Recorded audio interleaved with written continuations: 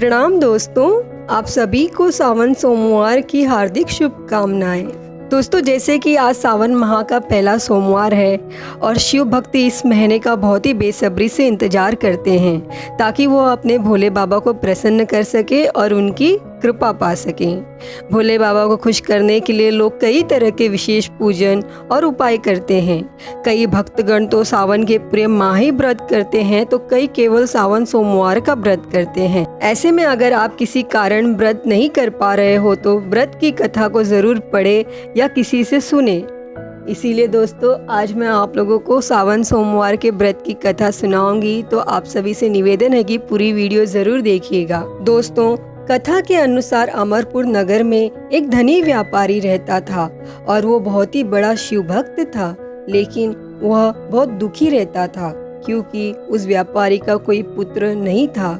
दिन रात उसे एक ही चिंता सताती रहती थी कि उसकी मृत्यु के बाद उसके इतने बड़े व्यापार और उसकी धन संपत्ति को कौन संभालेगा। पुत्र पाने की इच्छा से वह व्यापारी और उसकी पत्नी प्रति सोमवार भगवान शिव की व्रत पूजा किया करते थे। उनकी भक्ति देखकर एक दिन माता पार्वती ने भगवान शिव से कहा, हे प्राणनाथ, यह व्यापारी आपका सच्चा भक्त है। कितने दिनों से यह सोमवार का व्रत और पूजा नियमित रूप से कर रहा है। भगवान आप इस व्यापारी की मनोकामना अवश्य पूर्ण करें। तब भगवान शिव ने मुस्कुराते हुए कहा, हे पार्वती, इस संसार में सबको उसके कर्म के अनुसार ही फल की प्राप्ति होती है। प्राणी जैसा कर्म करते हैं उन्हें वैसा ही फल प्राप्त होता है। इसके बावजूद माता पार्वती नहीं मानी। उन्होंने आग्रह करते हुए कहा कि आपको इस व्यापारी की इच्छा पूरी करनी ही पड़ेगी। माता पार्वती का इतना आग्रह देखकर भगवान शिव ने कहा, तुम्हारे आग्रह पर मैं इस व्यापारी को पुत्र प्राप्ति का वरदान देता हूँ, लेकिन इसका पुत्र 16 वर्ष से अधिक जीवित नहीं रहेगा। फिर उसी रात भगवान शिव ने स्वप्न में उस व्यापारी को दर्शन देकर उसे पुत्र प्राप्ति का वरदान दिया और उसके पुत्र के 16 वर्ष तक जीवित रहने की बात भी बताई। भगवान के वरदान से व्यापारी को खुशी तो हुई, लेकिन पुत्र की अल्पायु की चिंता ने उस खुशी को नष्ट कर दिया और व्यापारी पहले की तरह सोमवार का विधिवत व्रत करता रहा और कुछ महीने के बाद उसके घर अति सुंदर पुत्र हुआ। पुत्र के जन्म से व्यापारी के घर में खुशियां भर गई। बहुत धूमधाम से पुत्र का जन्म समारोह मनाया गया, लेकिन उस बालक की कम उम्र का रहस्य किसी और को पता नहीं था। और फिर जब उसका पुत्र 12 वर्ष का हुआ तो उसकी शिक्षा के लिए उसे वाराणसी भेजने का निश्चय हुआ। व्यापारी ने उसके मामा को बुलाया और कहा कि शिक्षा प्राप्त करने के लिए इसे वाराणसी छोड़ा और रास्ते में जहाँ भी रात्रि विश्राम के लिए ठहरोगे वहीं यज्ञ करना और ब्राह्मणों को भोज कराते हुए जाना। और फिर एक लंबी यात्रा के बाद वे दोनों एक नगर में पहुँचे तो वहाँ पर उस नगर के राजा की कन्या का विवाह था।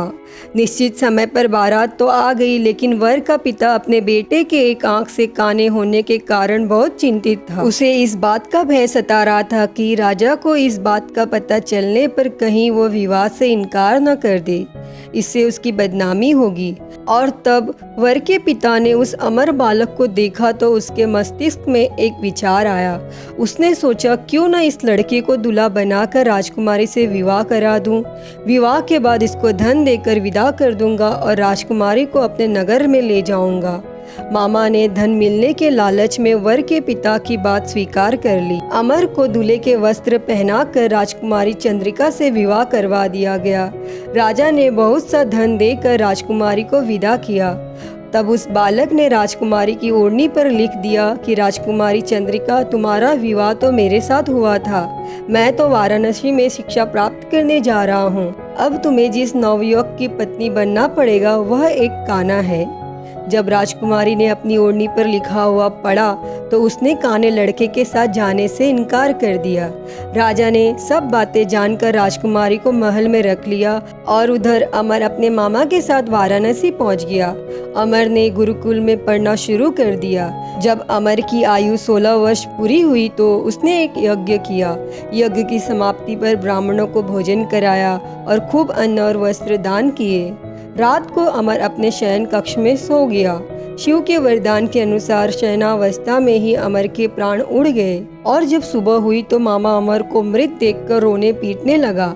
आसपास के लोग भी एकत्र होकर दुख प्रकट करने लगे। मामा के रोने विलाप करने के स्वर समीप से गुजरते हुए भगवान शिव और माता पार्वती ने भी सुने और तब माता पार्वती ने भगवान शिव से कहा, प्राणनाथ, मुझसे इसके रोने के स्वर सहन नहीं हो रहे, आप इस व्यक्ति के कष्ट अवश्य दूर करें। और भगवान शिव ने माता पार्वती के साथ अदृश्य रूप में समीप जाकर अमर को देखा तो पार्वती जी से बोले, पार्वती, यह तो उसी व्यापारी का पुत्र है, मैंने इसे 16 वर्ष की आयु का वरदान दिया था, इसकी आयु तो पूरी हो गई। माता पार्वती ने फिर भगवान शिव से निवेदन किया, हे प्राणनाथ, आप इस लड़के को जीवित करें, नहीं तो इसके माता पिता पुत्र की मृत्यु के कारण रो रो कर अपने प्राणों का त्याग कर देंगे। माता पार्वती के आग्रह करने पर भगवान शिव ने उस लड़के को जीवित होने का वरदान दिया और कुछ ही पल में वो जीवित होकर उठ बैठा और फिर उसने अपनी शिक्षा समाप्त की। शिक्षा समाप्त करके वह बालक अपने मामा के साथ अपने नगर की ओर चल दिया। दोनों चलते हुए उसी नगर में पहुंचे जहां उसका विवाह हुआ था। उस नगर में भी उस बालक ने यज्ञ का आयोजन किया।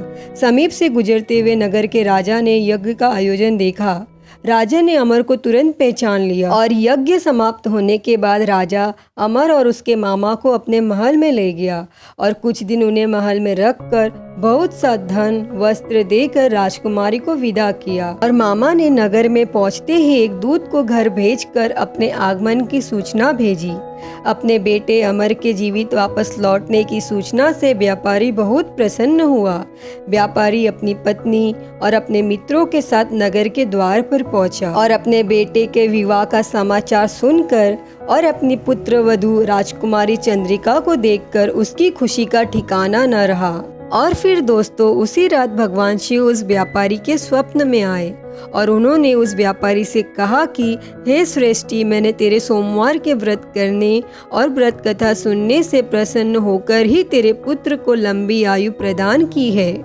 इसीलिए दोस्तों कहते हैं कि जो कोई भी इस कथा को पढ़ता है या सुनता है, भगवान भोलेनाथ उसकी हर मनोकामना को जल्दी पूरा करते हैं। हे मेरे भोलेनाथ, जो कोई भी इस वक्त ये वीडियो देख रहा है और यह कथा सुन रहा है, उस पर आप सदैव अपनी कृपा बनाए रखना।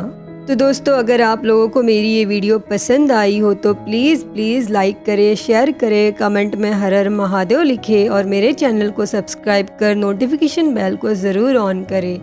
हर हर महादेव। धन्यवाद।